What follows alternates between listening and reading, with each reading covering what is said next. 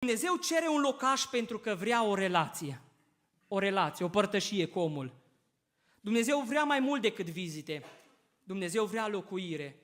Uitați, versetul 8 spune, să-mi facă un locaș sfânt și, parafrazez eu, și eu vă voi vizita din când în când. Așa spune cuvântul. Și eu voi locui în mijlocul lor. E diferență între vizită și locuire. O vizită, păi când mă duc la cineva în vizită, mă duc pentru câteva ore, pentru câteva minute. Dar Domnul nu vine aici în vizită. Ce face Domnul? Spuneți, locuiește. O zis să-mi faceți un locaș și eu voi locui. Vizita e temporară, locuirea e permanentă. Vizita presupune protocol, mă îmbrac oarecum, să nu așa, dar locuirea presupune intimitate.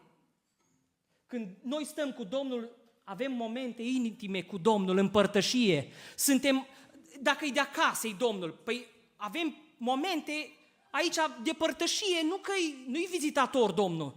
Dacă Domnul locuiește aici, înseamnă că noi venim să ne întâlnim cu El în primul rând, amin? E casa Lui, deci El nu-i în vizită aici, nu trece. Așa cum mai trec musafirii, vin frați vizitatori luni seara sau duminică seara. Ei sunt vizitatori, vin, lasă cuvântul și pleacă, dar El locuiește aici. Să spunem, lăudat să fie numele Lui.